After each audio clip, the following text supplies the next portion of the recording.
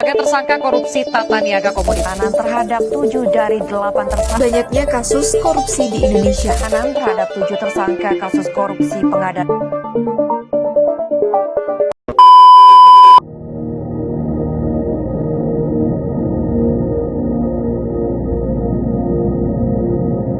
Korupsi merupakan suatu tindakan menyimpang untuk mendapatkan kekayaan dan keuntungan secara pribadi, mulai dari menggunakan uang rakyat, uang negara secara ilegal, dan tentunya menyalahgunakan kekuasaan yang telah diberikan. Korupsi di Indonesia saat ini tentunya telah mengancam kehidupan bermasyarakat, berbangsa maupun bernegara. Korupsi membawa kerugian materi yang sangat besar bagi keuangan negara, baik di bidang ekonomi, masyarakat maupun budaya. Hal ini merupakan ancaman serius yang dapat mempengaruhi keberlangsungan kehidupan berbangsa dan bernegara di Indonesia. Menjadi sebuah kewajiban bagi setiap aparatur pemerintahan untuk bekerja dengan benar dan jujur, karena banyak sekali masyarakat Indonesia menaruh harapan pada mereka untuk mewujudkan pemerintahan yang jauh lebih baik di masa yang mendatang. Namun, kenyataannya cukup berbanding terbalik dengan apa yang seharusnya dilakukan. Ada banyak sekali kasus pelanggaran yang dilakukan oleh aparatur pemerintahan di negara ini. Bahkan, para pejabat-pejabat penting pemerintahan telah ditemukan banyak sekali kasus pelanggaran akan kewajiban dan tugas yang harus mereka lakukan. Kasus pelanggaran yang paling banyak adalah kasus korupsi. Menurut laporan yang berjudul Corruption Perception Index tahun 2020 yang dirilis oleh Transparency International 2018 mengatakan bahwa Indonesia berada di peringkat ke-96 dari 180 negara yang paling banyak terdapat korupsi. Tentu hal ini menjadi fenomena yang sangatlah memprihatinkan. Prinsipnya, pengertian yuridis mengenai tindak pidana korupsi tertuang pada pasal 2 Undang-Undang Nomor 31 Tahun 1999. Undang-Undang Nomor 20 Tahun 2021 mengenai pemberantasan tindak pidana korupsi yang di dalamnya terkait tindak pidana korupsi. Tindak pidana korupsi ini mempunyai nilai mutlak, yaitu perbuatan yang merugikan keuangan negara. Korupsi itu budaya terkotor, budaya paling buruk dalam hal kejahatan untuk masyarakat. Menurut saya, korupsi itu lebih dari sekedar pencucian uang negara. Itu tentang pengkhianatan kepercayaan publik, penyalahgunaan kekuasaan, dan hilangnya rasa tanggung jawab kayak penyakit menular yang merusak tatanan sosial gitu. Menurut saya, korupsi adalah tindakan pengambilan hak, baik hak masyarakat. Karena korupsi itu dapat merugikan masyarakat, dengan juga korupsi itu merugikan negara karena hak masyarakat yang diambil yang sepantasnya bukan hak mereka. Menurut sudut pandang saya, korupsi itu memiliki dampak yang sangat menghambat kemajuan bangsa, di mana mahasiswa sendiri juga dapat berkontribusi melalui pendidikan anti korupsi dan kampanye sosial. Bagi saya, korupsi itu tuh tindakan penyelewengan atau penyalahgunaan kekuasaan atau jabatan untuk mementingkan kepribadiannya sendiri. Nah, korupsi itu seperti seperti penyakit yang bikin negara jadi susah berkembang. Nah, yang dimana uangnya harus dipakai buat masyarakat, tetapi ini malah dibuat buat kepentingannya sendiri. Nah, kita sebagai generasi muda, korupsi itu tuh bikin kita frustasi karena masa depan kita ikut dipertaruhkan. Jadi mungkin kakaknya bisa lihat ya, ketika kita kadang melihat korupsi itu masih meraba-raba. Korupsi itu kejahatan macam apa? Siapa yang dirugikan gitu kan? Nah, sebenarnya ketika ada seorang maling ayam gitu dihukum dengan 2 tahun penjara atau 5 tahun penjara, sedangkan koruptor dihukum dengan 10 tahun penjara, itu pun dikasih bonus-bonus seperti itu. Sebenarnya yang dirugikan maling ayam ini hanya satu orang, hanya ayam itu, pemilik ayam itu. Sedangkan ketika koruptor itu kejahatan terburuk. Kenapa? Karena ya, ketika koruptor itu mengkorup keuangan, itu siapa yang dirugikan? Masyarakat itu siapa?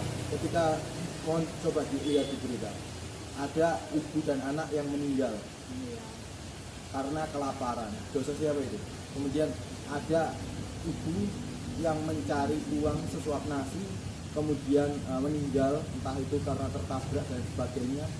Itu karena apa? Karena negara tidak memberi kebutuhan kepada rakyatnya, karena korup uangnya, dan dosa-dosa meninggalnya seperti itu adalah dosa-dosa terburuk yang dilakukan koruptor.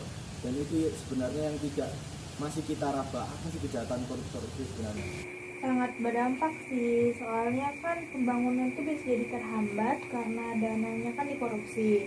Terus pelayanan publik juga jadi buruk, kesenjangan ekonomi makin lebar, dan kepercayaan masyarakat terhadap pemerintah juga hilang. Singkatnya itu, korupsi bikin negara susah maju sih. Cukup besar karena korupsi itu merugikan infrastruktur negara, lalu merugikan yang harusnya itu kebutuhan umum bagi masyarakat, lalu merugikan di segala bidang termasuk kesehatan dan pendidikan. Jadi dampaknya cukup besar. Dampak korupsi itu sangat luas dan mempunyai banyak aspek dalam kehidupan masyarakat. Contohnya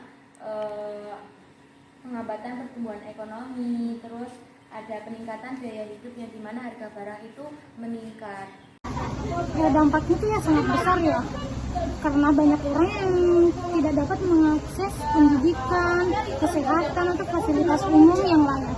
Nah, korupsi itu bikin kesenjangan makin besar dan kepercayaan ke pemerintah jadi hilang. Kalau saya sih jelas melawan ya, karena kan kita sebagai mahasiswa tuh punya peran. Kayak kita ibaratkan membawa suara-suara rakyat kecil yang belum bisa bersuara ke jalan raya. Terus kita juga bisa jadi agen perubahan, suara kritis dan penggerak gerakan anti korupsi. Kalau saya kontrol semua korupsi ini pada pasrah, nanti ini korupsi ini dapat semakin merugikan kita. Jadi harus tetap dilawan.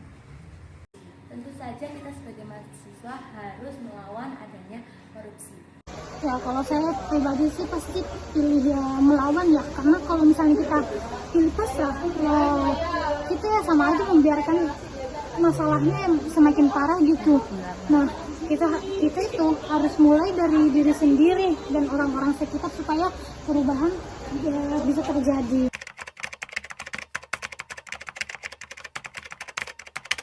Bisa kok. Kenapa? Mungkin perubahannya kecil ya, tapi dampaknya sangat amat besar. Mulai dari hal sederhana seperti diskusi, kampanye, atau mengajak teman-teman untuk lebih peduli, untuk jangan meremehkan kekuatan kolektif. Saya merasa bisa membuat perubahan kecil, seperti bersikap jujur, tidak melakukan korupsi, tidak menolak suap.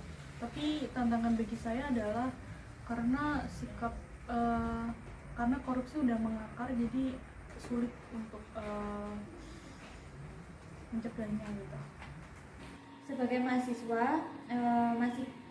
bahwa kita masih bisa membuat perubahan kecil dalam melawan korupsi, meskipun tantangannya memang tidak kecil. Jadi ada beberapa alasan bisa berkontribusi dalam perubahan meskipun tantangan besar. Jadi ada kesadaran dan edukasi. Sebagai mahasiswa kita memiliki kesempatan untuk mendidik diri sendiri dan orang lain tentang dampak korupsi dan pentingnya integritas. Pengaruh lingkungan kampus di lingkungan kampus, kita bisa memulai dengan mempromosikan transportasi dan akuntabilitas dalam segala hal, mulai dari sistem perkuliahan, administrasi kampus hingga kegiatan organisasi mahasiswa. Perubahan kecilnya itu ya bisa dimulai dari diri kita sendiri kan. Nah, walaupun tantangannya sangat berat. Nah, kalau kita konsisten, lama-lama pasti akan ada hasilnya. Nah, tantangannya itu ada di keberanian dari diri kita sendiri atau konsistensi dari diri kita sendiri untuk terus melawan meski ya nggak mudah. Banyak sih untuk tindakannya. Contohnya kita bisa aktif di organisasi mahasiswa yang fokus pada isu anti korupsi, mengadakan seminar atau workshop, menulis artikel, atau bahkan melaporkan kasus korupsi yang kita ketahui. Yang penting itu kita berani untuk bertindak. Selalu jujur dalam segala hal, tugas maupun kegiatan yang kita lakukan, lalu menolak segala bentuk suap, terus aktif menyuarakan anti korupsi. Sebagai mahasiswa, kita memiliki peran yang penting dalam upaya mencegah korupsi. Yang pertama yaitu menjaga integritas pribadi, berperilaku jujur dan transparan, menjaga integritas dalam kehidupan sehari-hari seperti menghindari mencontek, menyuap atau menerima suap. Yang selanjutnya ada meningkatkan kesadaran dan edukasi, mengadakan diskusi atau seminar, menyelenggarakan kegiatan edukasi tentang bahaya korupsi, pentingnya integritas, dan cara-cara untuk mencegah korupsi di kampus. Yang selanjutnya mendorong transparansi di lingkungan kampus, menciptakan sistem pengawasan mahasiswa, mengusulkan dan mendukung pengawasan dalam mengelola dana kegiatan mahasiswa, universitas kampus, dan administrasi lainnya. Tindakan yaitu menolak segala bentuk korupsi. Nah, misalnya nggak nyontek, nggak ngambil sesuatu yang bukan hak milik kita, atau berani speak up kalau ada yang salah. Nah, bisa juga ikut organisasi yang fokus pada isu-isu anti korupsi. Lawan itu pasti gitu ya, tapi bagaimana cara melawan itu? Nah, cara melawan itu pertama untuk mahasiswa itu bisa menyiarkan melalui media sosial. Apa susahnya sih posting ketika ada korupsi dengan mengklik story kalian, satu kali story klik itu adalah sebuah tindakan untuk pencegahan korupsi, di mana kita memalukan. Kemudian pertama mendesak pemerintah untuk segera melakukan yaitu namanya memiskinkan koruptor.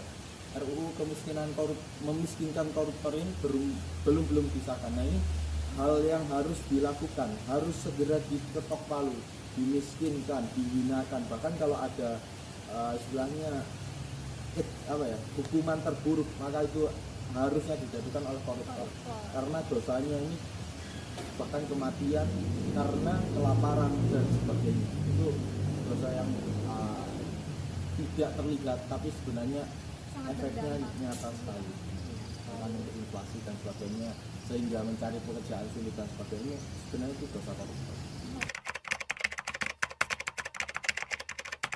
Harapan utamanya sih semoga Indonesia bebas korupsi ya.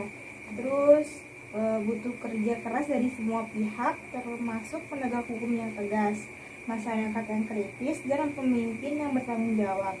Harapan saya semoga Indonesia cepat bebas dari korupsi.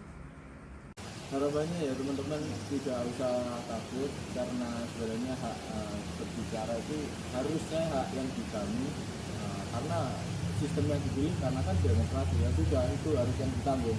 Berarti menerima konsekuensi kalau itu kita bebas melakukan apapun, aksi apapun, melakukan interaksi apapun untuk menyuarakan bahwa korupsi itu kejahatan terburuk yang pernah ada. Setelah genosida di Palestina. Harapan saya untuk masa depan terkait upaya pemberantasan korupsi di Indonesia adalah kita bisa menciptakan sebuah sistem yang lebih transparan, akuntabel, dan berintegritas di semua sektor, baik pemerintahan, swasta maupun masyarakat. Jadi beberapa harapan spesifiknya, yang pertama penguatan hukum dan penegakan hukum yang tegas. Berharap ada penegakan hukum yang lebih tegas dan konsisten terhadap pelaku korupsi, peningkatan transparansi dan akuntabilitas. Harapannya pemerintah dan lembaga-lembaga publik akan semakin menerapkan sistem yang transparan dalam pengelolaan anggaran dan kebijakan publik. Yang ketiga yaitu pendidikan anti korupsi yang lebih luas. Berharap pendidikan anti korupsi ini menjaga bagian dari kurikulum pendidikan sejak dini hingga perguruan tinggi, dan peran aktif masyarakat dalam pengawasan. Saya berharap masyarakat semakin terlibat dalam pengawasan terhadap kebijakan pemerintah dan sektor swasta. Ya, saya berharap untuk harapan di masa depan ya Indonesia jadi negara yang lebih bersih dan transparan.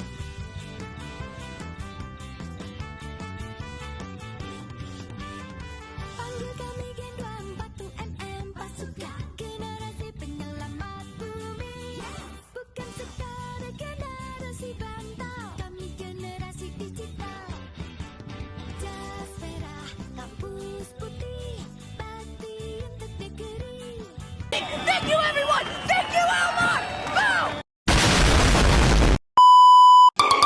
Indonesia.